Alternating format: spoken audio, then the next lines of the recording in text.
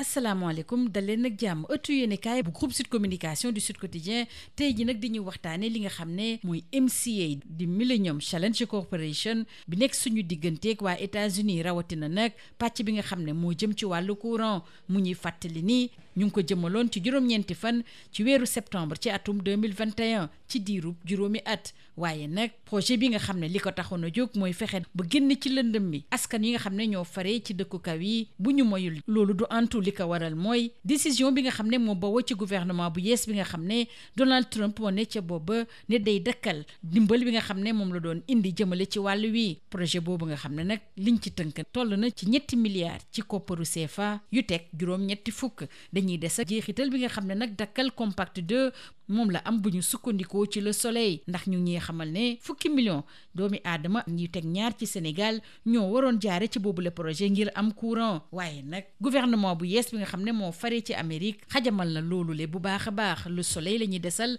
ndax sekk na waxtaan ak docteur Pape Demba Thiam moom mi nga xam ne xelam daa màcc jëm ci wàllu koom-koom rawatina nag sukkali usines yi muy xamle ne décision bi nga xam ne moom la Donald Trump jël lu baax la ci régime yi nga xam ne ci wàllu l'Afrique li ñu bëgg mooy moom seen bopp ngir ñu mën a suqali seen bopp te bañ a sukkandiku ci kenn ñu waxtaane ba tey wàllu koom jàll ak waa 24 heures ci conseil des ministres rawatina nag kàddu yi nga xam ne moom la premier ministre Ousmane Sonko yëkkati jëmale ci projet ak programme yi nga xam ne moom la ñuy jëmal ci suñu réew muy xamle ni liggéey bi jëmale ci saytu ko bu baax a baax xamle ne daal projet yooyu lay toll nañ ci 200 ak juróom-ñaar fukk ak juróom-benn waaye nag juróom-benn fukk yi lañ jàpp ne mooy yi nga xam ne mënu la xaar am na it coppite yoo xam ne faaw mu am premier ministre Ousmane Sonko nag di xamle ne li war a ñu jël yi la décision mooy dafa am yoo xam ne dañ ko cee war a joyanti ndax taxaw seetlu bi doy na waar ñu jàll nag ci président Bassirou Diomaye Faye moom nag fi mu toll nii dafa bëgg a gën a ñoŋal payoor yi ak it xëy yoo xam ne day mucc ayib loolu yëpp nag mu sukkandiku ci lii ñu duppee économie sociale et solidaire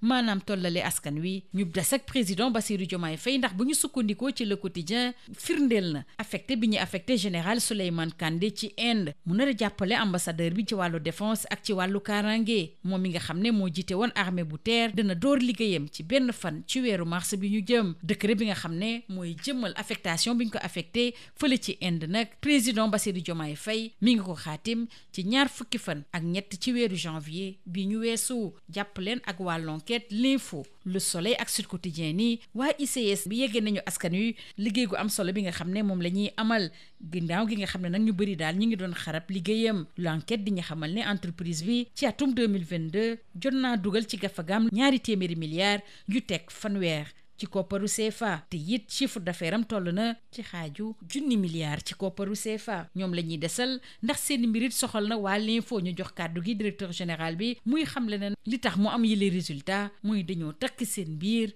te it ñëpp ñoo xam ne ñoo laale si mbir mi def liggéey bu mucc ayib foofulee ñu jàll nag ci wàllu yoon rawatina justice pénale internationale wàllu CPI ak ñi nga xam ne dañ leen dénk alalu askan wi ci loolu la nag Les Échos sekk ci waxtaan ak maître Cheikh Ahmadou Ndiaye muy xamle ni dafa am ay réew yoo xam ne rawatina ñu faree fale ci Europe lenn rek a leen soxal mooy wàññib doole cour pénale internationale leeral jëmale ci alalu askan yi nga xam ne moom lañ dénk ñenn ñi nag dañ ko war a amal waaye warul laale benn yoon ak wàllu politique ci loolu la sax muy xamle ni Lat Diop benn rapport bu ko tudd xelam dal na te it tey jii la gën a gëm wàllu yoon ci wàllu yoon la ñuy des ak waa yor bi ñuy dellu si ci mbirub Ameth Ndiaye moom mi nga xam ne nag dafa daloon ci njabootu premier ministre Ousmane Sonko ci Ziguinchor mi ngi ci biir kaso bi yor bi di xam le ne nag procureur moo jël boobule dogal te ci talaata bi ñu jëm danañ ko yóbbu ci flagrant délit ki nga xam ne it moom lañ takkaloon ci mbir mi moom nag féexal nañu ko ci jamono ji koo xam ne nag ay mbiram leeragul dara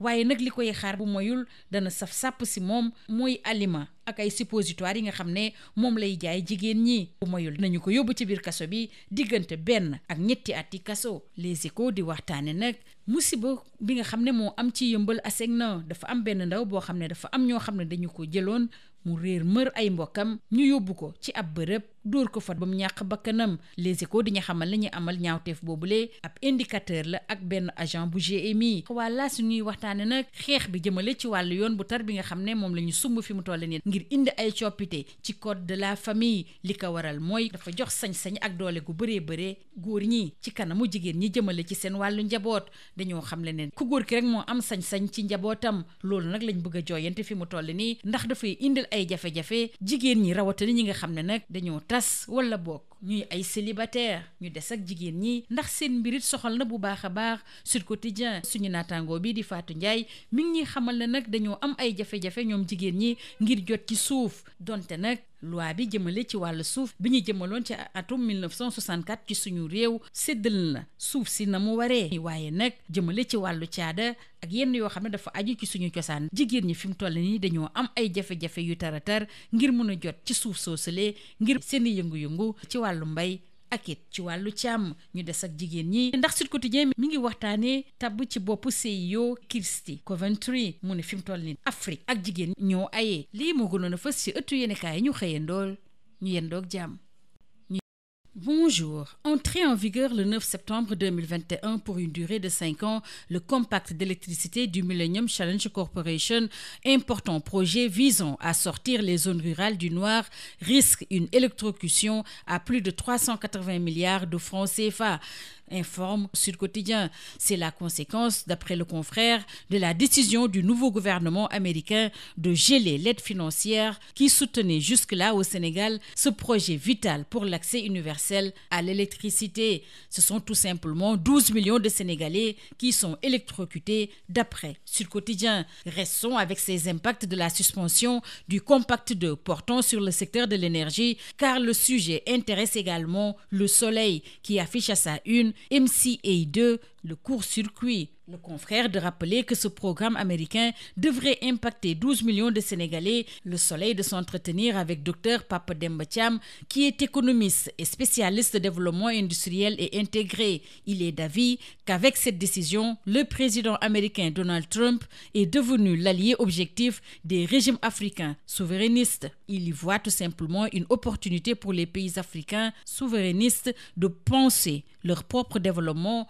en bâtissant leurs économies sur leurs forces. En Conseil des ministres, le Premier ministre Ousmane Sonko est revenu largement sur les projets et programmes en cours au Sénégal. Et d'après 24 heures, c'est le grand toilettage. Le Premier ministre Ousmane Sonko informe, je cite, que le travail de déclinaison stratégique a abouti à un portefeuille global de 276 projets et programmes dont 60 sont considérés comme prioritaires, ainsi qu'à une quarantaine de réformes structurelles à entreprendre. D'après le Premier ministre, il est urgent d'articuler environ 500 projets et programmes en cours. Et le confrère de revenir sur les constats alarmants relevés par le Premier ministre. Une durée de vie supérieure à 5 voire 10 ans, de faibles taux de réalisation inférieurs à 20% malgré une longue durée d'implantation, mais également le chevauchement d'objectifs sur plusieurs ministères. Le président Bassirou Diomaye Faye, toujours dans les colonnes de 24 heures, relativement aux revenus et emplois durables et la transformation des systèmes de production, se fait avocat du modèle de l'économie sociale et solidaire. Restons avec le président de la République qui, d'après le quotidien, a confirmé l'affectation du général Souleymane Kandé en Inde comme attaché de défense et de sécurité. L'ancien patron de l'armée de terre va prendre ses fonctions le 1er mars. Le décret d'affectation a été signé le 23 janvier dernier. Retenez avec l'enquête Sud Quotidien, l'Info et Le Soleil que les ICS se dévoilent. Attaqués de toutes parts, les ICS se défendent et publient leurs états financiers. L'entreprise a réalisé, d'après l'enquête, un bénéfice record de 230 milliards de francs CFA en 2022 et plus de 500 milliards de francs CFA de chiffre d'affaires. Et Sud Quotidien de renseigner que les ICS ont injecté 20 milliards de francs CFA en 2023. En guise de contribution du secteur extractif dans l'économie sénégalaise. Le directeur général de renseigner que les ICS ont connu un redressement extrêmement important, ce qui démontre une capacité de résilience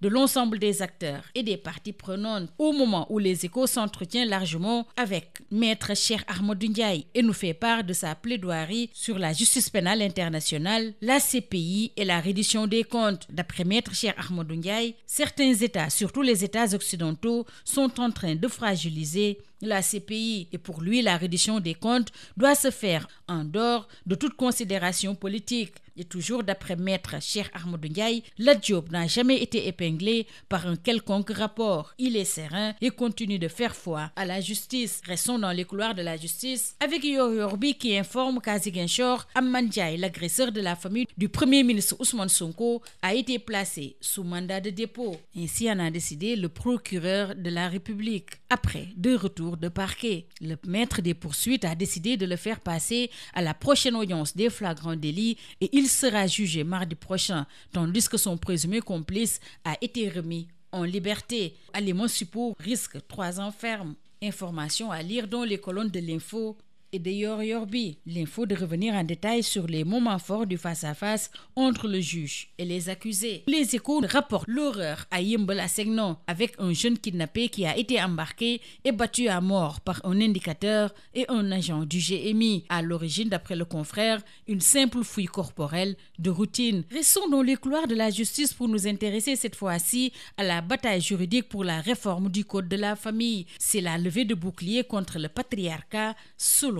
l'AS, qui rappelle qu'au Sénégal, seul un homme est reconnu comme chef de famille, selon le Code de la famille, et cette prérogative lui donne le pouvoir de contrôler presque tous les aspects de la vie familiale. Ce cadre juridique laisse les femmes, en particulier les mères divorcées et célibataires, dans une situation de vulnérabilité et d'impuissance, car d'après l'AS, elles sont incapables de prendre les décisions les plus élémentaires pour leurs enfants sans l'accord du père. Au moment où Sud Quotidien s'intéresse à l'accès au foncier de ces dames, les femmes qui sont à l'épreuve des coutumes et traditions. En effet, la loi sur le domaine national de 1964 qui organise la gestion foncière au Sénégal consacre un accès équitable à la terre. Seulement, du fait de politiques et réalités culturelles et traditionnelles, les femmes éprouvent d'énormes difficultés à disposer des terres pour leurs activités agricoles et pastorales, n'a pas manqué de relever Fatou Ndiaye de Sud Quotidien. Restons avec les femmes, avec l'élection à la présidence du CIO de Christy Coventry. C'est l'heure de l'Afrique et des femmes se félicitent. Sud Quotidien, c'est tout. À vos journaux et très bonne lecture.